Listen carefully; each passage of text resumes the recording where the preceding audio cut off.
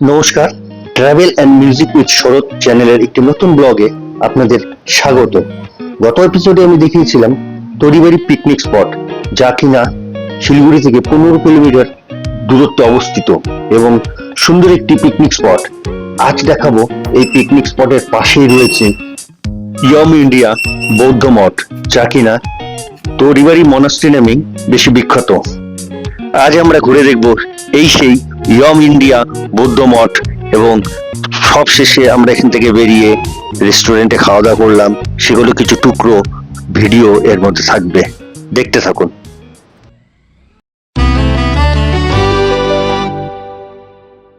এবার আমরা তরিবাড়ি থেকে বেরিয়ে মনাস্ট্রির দিকে যাচ্ছি। খুব সুন্দর মনাস্ট্রিটা দেখতে,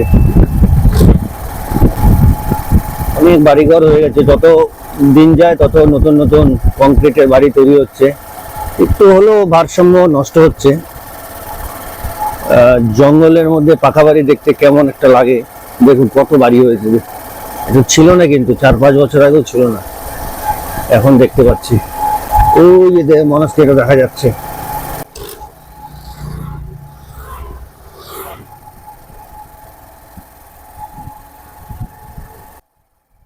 তরিবাড়ি পিকনিক স্পট থেকে মাত্র 10 মিনিটের রাস্তা, আমরা পৌঁছে গেলাম তরিবাড়ির সেই বিখ্যাত মনাস্ট্রির একদম সামনে। এই হচ্ছে মেইন গেট প্রবেশের। এই হচ্ছে মনাস্ট্রির গেট। মনাস্ট্রির নাম ইয়ম India Monastery for Buddhist Studies. আমরা প্রবেশ করলাম ইয়ম India Monastery for Buddhist Studies. ইয়ম India Monastery for Buddhist Studies. প্রথমে এখানে একটা রুম, এই হচ্ছে মনাস্ট্রি। সূর্যটা মনাস্ট্রির পিছনে বলে একটু অন্ধকার আসছে। ভেতরে একটা শান্তির পরিবেশে আমরা প্রবেশ করলাম, আর দেখুন কিভাবে গার্ডেনিং করা রয়েছে। এই হচ্ছে গৌতম বুদ্ধের মূর্তি। এটা শীতকাল বলে একটু রুক্ষাশুকা লাগছে, কিন্তু বর্ষাকালে একদম গ্রিন হয়ে থাকে।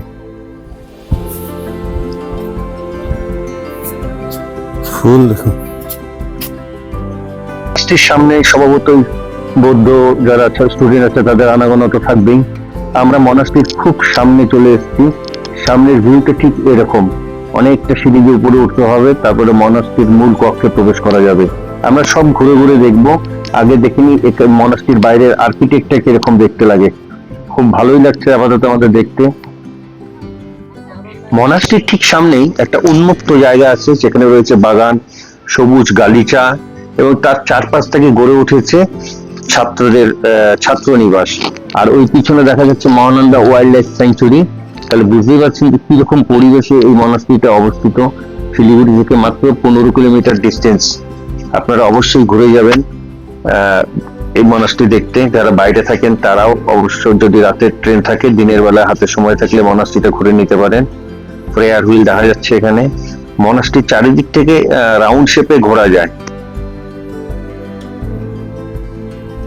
আমরা এই মুহূর্তে দাঁড়িয়ে আছি মনাস্ট্রির ব্যাক সাইডে। যাবো একটু পরে ফ্রন্ট সাইডে যাব। ব্যাক সাইডটা ঠিক এরকম, এখানে উপরে ওঠার জন্য সিঁড়িও আছে। তবে উপরে উঠতে গেলে কিন্তু আমাদের জুতো খুলে উঠতে হবে। এই রুমগুলো হচ্ছে স্কলার বা ছাত্রদের থাকার জায়গা, খুব সুন্দর। এখানে পরিষ্কার পরিচ্ছন্নতার উত্তম নিদর্শন। কোথাও এক জায়গায় কোনো ময়লা কিছু ফেলা নেই, সুন্দর পরিবেশ। এটা স্টুডেন্টদের ডাইনিং হল। এই যে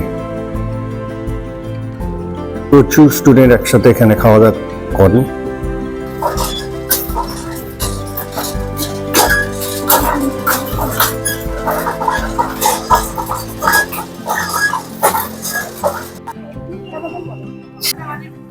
এখানে জুতো খুলে যেতে হবে। আমরা জুতো খুলে উপরে উঠে গেলাম। এবার আমরা মনাস্ট্রির মূল কক্ষে প্রবেশ করব। শিলিগুড়ির উপকণ্ঠে তরিবাড়ি গ্রামে অবস্থিত এটি বুদ্ধিস্টদের একটি বিশিষ্ট ধর্মীয় ও আধ্যাত্মিক শিক্ষা কেন্দ্র।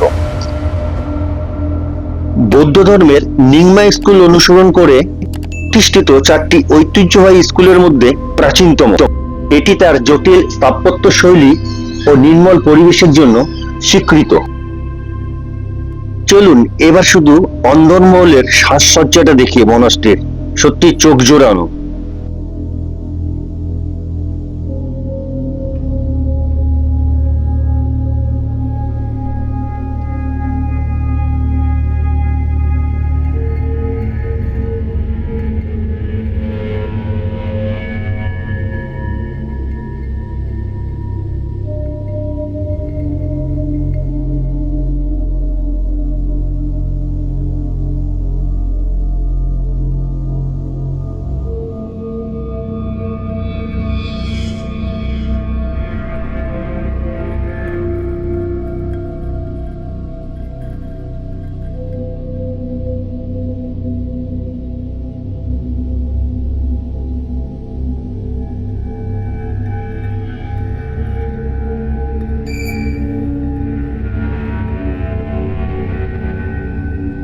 আমাদের ভেতরটা ঘোরা হয়ে গেল, এবার আমরা বাইরের একটু আর্কিটেক্ট গুলো দেখে নিই। দেখুন এখানে সুন্দর পেইন্ট করা, প্রেয়ার বেল আছে।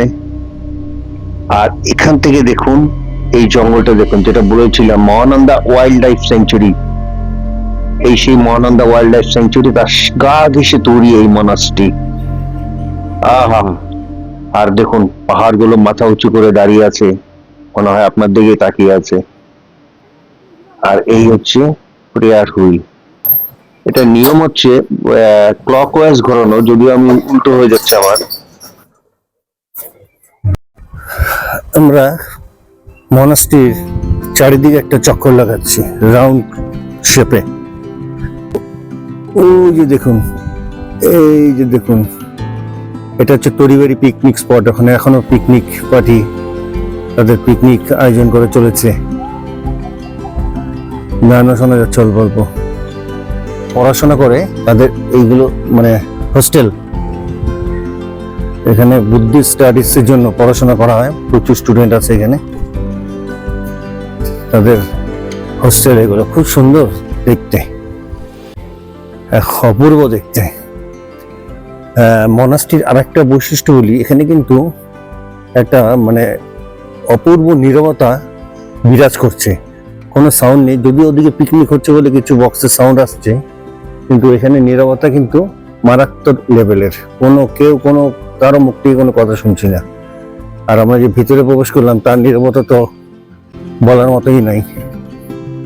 এই যে দেখুন 360 ডিগ্রি ঘুরে আমরা আবার মনাস্ট্রির সামনে চলে আসলাম।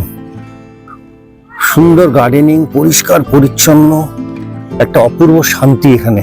সত্যি কথা বলতে আপনি এখানে সারাদিন কাটাতে পারেন চুপচাপ বসে থাকতে ইচ্ছে করবে চুপচাপ। আর ওদিকে জঙ্গলটা দেখেছেন তো, ওটা হচ্ছে মহানন্দা ওয়াইল্ড লাইফ স্যাংচুরি। ওই জঙ্গলের ওপারে বেঙ্গল সাফারি আছে, ঘন জঙ্গল। এই জঙ্গলের মাঝখানেই রয়েছে এই মনাস্ট্রিটি, ওয়াম Buddhist Monastery for Buddhist Study. আমরা চলে আসলাম আবার ফ্রন্টে। এখানে আসতে কিন্তু আপনারা ডাস্টবিন ইউজ করবেন, কোথাও কিছু ফেলবেন না, পরিষ্কার পরিচ্ছন্ন। এখানে যে দেখুন, এখানে ডাস্টবিন আছে, এই ডাস্টবিনে ফেলবেন। ওই পরিচ্ছন্নতা আমাদেরকে বজায় রাখতে হবে। আমরা মনাস্ট্রি থেকে বেরিয়ে যাচ্ছি, খুব ভালো সময় কাটালাম। প্রথমে আমরা দেখেছিলাম তরিবাড়ি পিকনিক স্পট, তারপরে আমরা এই মনাস্ট্রিতে আসলাম। পাশাপাশি শিলিগুড়ি থেকে 15 কিলোমিটার বেঙ্গল সাফারির ঠিক পিছন দিকটাই সেবক রোডে বেঙ্গল সাফারি আছে। সেবকে যেতে বেঙ্গল সাফারি ঠিক পিছন দিকে অবস্থিত এই ওয়াম মনাস্ট্রি। খুব ভালো সময় কাটালাম। আপনারা আসুন, শীত থাকতে থাকতে আসুন। গরমকালে প্রচন্ড গরম থেকে আমি একবার এসেছিলাম, রোদ্দুর ভিতরে মানে ঘুরতে পারবেন না আপনি চারিদিকটাই মনাস্ট্রি। কেমন লাগলো আজকের ব্লগ? আশা করি ভালো লেগেছে। আমরা এর আগে দেখেছিলাম তরিবাড়ি, আর আজকে এই মনাস্ট্রি। আশা করি আপনাদের ভালো লাগবে এই মনাস্ট্রিতে আসলে। অবশ্যই আসবেন, ঘুরে যাবেন। যারা বিশেষ করে শিলিগুড়ি থাকেন বা বাইরে থেকে এসছেন, শিলিগুড়িতে কিছু সময় আপনারা কাটাতে পারবেন, মানে আপনাদের ট্রেন রাত্রেবেলায় আছে, তাহলে আপনারা কিন্তু এই মনাস্ট্রি বেঙ্গল সাফারি ঘুরে নিতে পারেন। আমরা দারুণ একটা সময় কাটিয়ে মনাস্ট্রি থেকে বেরিয়ে গেলাম একরাত শান্তি নিয়ে। আর এখানে এটা মনাস্ট্রির বাইরে, এখানে কিন্তু পার্কিং স্লট আছে কিন্তু। আর আমাদের এখন প্রচন্ড খিদে পেয়েছে, যদিও আমরা লাঞ্চ করে এসেছিলাম, তবে এই রেস্টুরেন্টে আমি আগেও একবার এসেছিলাম। এই রেস্টুরেন্টের একটি ব্লগও আমার আছে, কিউট রেস্টুরেন্ট নামে, একবার দেখে নিবেন। তো এই তরিবাড়ি এলাকা আসলে আমি এই রেস্টুরেন্টেই প্রেফার করি। আমরা নিলাম ক্রিপসি চিকেন, খুব সুন্দর টেস্ট, খেতে খুব মুচমুচে, ঝাল চাটনিতে। তারপরে নিলাম ড্রাগন চিকেন। আরে দেখুন ইনি কিভাবে দেখছে কখন আমরা কিছু ফেলবো, আর ও লুফে নিবে। ইনি বেশ খুশি মনেই খাবারের দিকে তাকিয়ে আছে। আর ব্লগটি কেমন লাগলো এটা তো মানে নর্মাল কথা, জানাবেন। খারাপ লাগলেও জানাবেন, ভালো লাগলেও জানাবেন, কোনো উপদেশ দেওয়ার থাকলেও দিবেন। আমি চেষ্টা করছি আপনাদের সঙ্গে নতুন নতুন ভিডিও তুলে ধরার। আজকের মতো এখানে বিদায়।